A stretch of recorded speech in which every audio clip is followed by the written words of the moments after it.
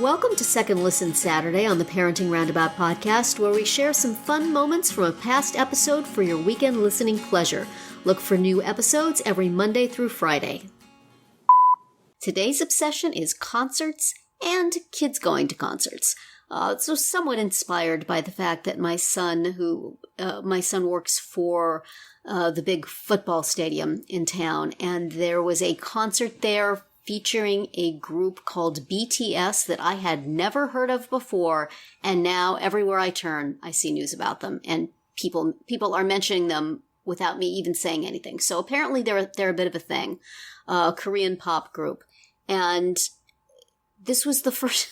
I guess they have a very young audience, because this is the first time when I went to drop my son off for work that one of the parking lots was completely devoted to parents dropping their kids off. They had a line, you got in the line, you pulled up to a space, you dumped your kids, you drove off. And then at the end, when we went to pick him up, he was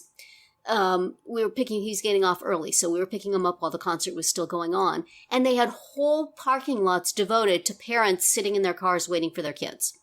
So apparently they didn't sell much parking for this concert, so they worked up this entire infrastructure to accommodate parents who were dropping off their preteens to see this concert. Wow. Now, they're dropping their kids off at 3:30 for a 7:30 concert. Or I think the drop-off line opened at 9:30 for a 7:30 concert. What are these kids doing all day? 9:30 a.m.? The drop-off line opened at 9:30 a.m. I don't know who was there, but I'm betting there were kids. Oh, my goodness. Wow. Would you drop your kid off in a parking lot for 12 hours? No. But it was just really fun waiting for my son to come out to just see all these parents kind of sitting in their car, waiting for their kids to come out of the concert. There were a couple of dads standing up by a fence, kind of looking in the direction, talking to each other. There's, relationships springing up here amongst parents, just sitting. Because when we picked him up, it was like 2 hours before the concert was over. So there were parents sitting in that parking lot for like 3 hours, listening to the roar coming from this stadium, knowing that their child was one small voice, nano element of that roar, and wondering what the heck is it going to be like to get out of this place once the concert is over. It's going to be a disaster. So, shout out to the parents sitting in MetLife Stadium, listening to that concert from afar and imagining the traffic heartache that lay ahead of them, but still there, supporting their kids, letting their kids go, scream at 20-somethings. Wow. But so we thought we would talk about what your kid's first concert was, and what'd you think about all this? Have you guys heard of BTS? Is this a thing where you are too? I've heard of it only as a pop culture phenomenon. I'm not sure if I've ever heard any of their songs. They were on Saturday Night Live recently. Yeah, I don't remember if I was ever a kid who would scream at something like that. I think my daughter is a tiny bit too old for them. Yes. And my son, is a boy and doesn't care. So that's right. But lots of girls care. So, Catherine, you said your daughter is wanting to go to a concert? Yes, she feels very wronged that she has reached the age of 17 without actually ever going to a concert. So she does have tickets for Lollapalooza this summer. Why don't we just jump right in the deep end? Yeah, I was going to say, she doesn't want to start her concert first. No, but, as of right now, a friend's mom is going to be that parking lot person of taking them God there. Bless. And, that's in Chicago. That's like a 3-4 hour drive from here. So I think they're going to have to stay overnight. Like, it's a whole thing. And, it does make me a little nervous. Like, Lollapalooza, I mean, this is a huge... Yeah, it's kind of a rough crowd, no? Well, I guess it could be. I don't know. I mean, we've talked already a lot about how, you have to stay together at all times. And, it's definitely different from my first concert, which was Cyndi Lauper. And it was at basically the gym of the university in our town, like the rec hall, where they had basketball games and stuff. They also had this concert. And I was 14, and basically my parents sent me with a chaperone. Like they, I went with a couple friends, but also with this woman who I think was one of my parents' grad students. So she was, younger than my parents, but older than me. So that was probably a pretty good solution for everyone.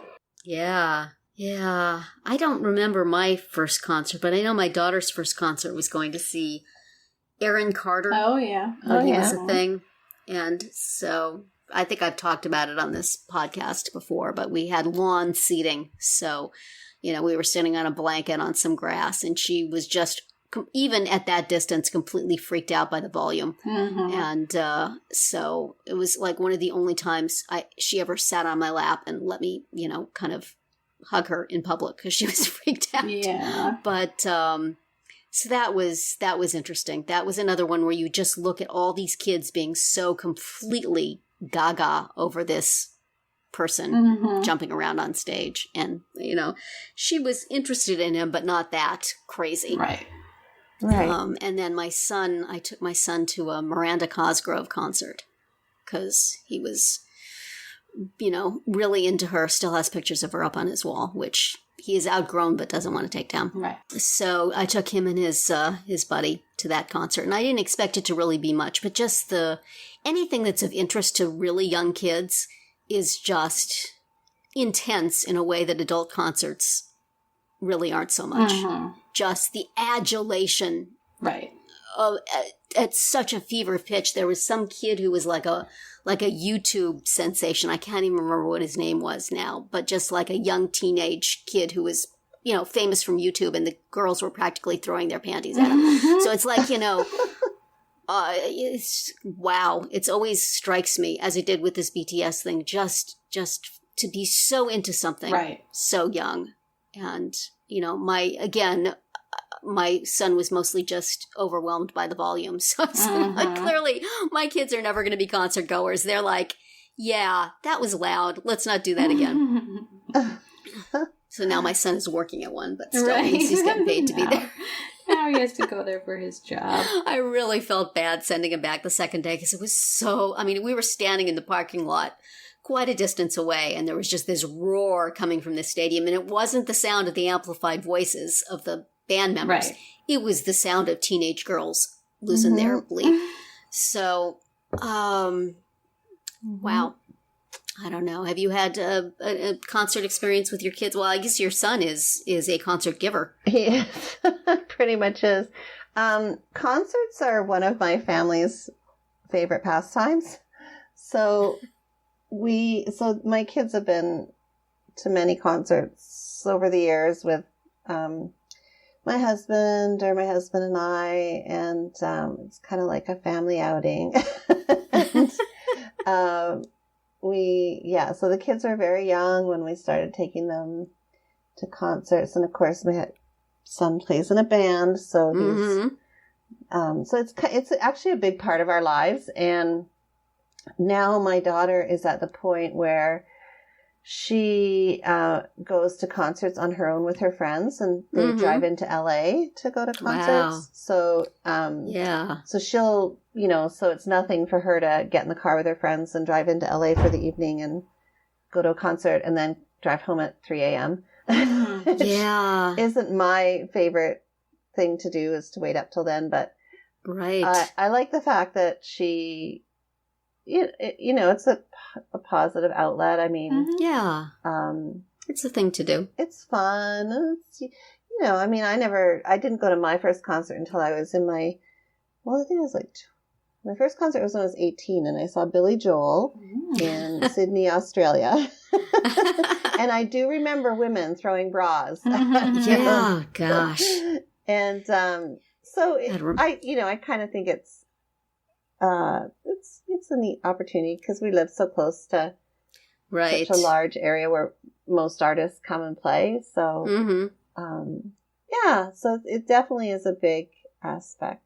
Yeah. In fact, my husband and my son are going to 2 different concerts back to back. So they're actually driving up to Bakersfield and going to one concert. And then the next morning they're driving down to LA and going to another concert and then coming home. So, yeah. So it's kind of a bonding thing for my husband and my kids as well. Because they go more than what I do, but. Yeah. Would your kids ever get like teeny bopper obsessed over musical acts? No. I mean, I remember having Tiger Beat up on my wall when I was a kid, but I can't remember. Like Partridge Family, maybe. They have their favorites, but they don't. Like one of Kristen's friends, she went through a Backstreet Boy phase. She went through a Justin Bieber phase. I mean, and her wall was plastered in these pictures. Right. Then she went through an Ariana Grande phase. Like, no, my kids. There was a brief One Direction moment, but it wasn't super intense, I would say. Yeah. Yeah. And it had to have been, when she was like 10. I mean, definitely young. Like, not even a teenager. Right. Yeah. I don't know. I mean, it just kind of surprised me that sort of thing still occurs. But I mean, I suppose why not? It just seems like there's so many options now. Yeah. There's so many, music is so splintered and anybody can go on YouTube and listen to something they'd never heard before or there's celebrities coming from so many different places that it's just surprising to see one thing getting so much heat. Right. But I guess that's because I'm, not a 14-year-old girl anymore, so I don't get it. But it's hard for me to get that enthusiastic about anything. I mean, I'd like to go see Hamilton, but I'm not going to, go sleep out on the street for it. So you wouldn't fangirl over it, though? I get further and further from being able to fangirl about anything. So there was a time, I once slept out on a sidewalk overnight to get David Letterman tickets, and then I didn't even get them. And, no. Another time, I know I stayed up for hours and hours and hours to get Bruce Springsteen tickets, and those I did get. So there was a time in my life. See, I haven't done that. Very, very, very long time ago. Now it's like, I got to go to the app every day to try to get the cheap Hamilton tickets. I don't know. This is too much. Can I just could just say enter me every day? Can't they just have a button for that? So I'm going to be 60 in a month. So those days are gone. That's funny. Yeah. No. I think I'm at the point now where I'm passing the torch. There are very few bands that I'll make the effort to go see. It's a hassle too now. It it's really just a huge hassle because, like you said, the parking and you have to be there so many hours beforehand. Yeah, it's like going to the airport. Yes, it's not easy. Or a big sporting event. Especially if have you ever been to the Rose Bowl? Oh, yes. Oh, that's not an easy place to go. The worst because they make you get a bus there. Well, they don't make you, but the parking is so bad there that you get a bus from downtown Pasadena.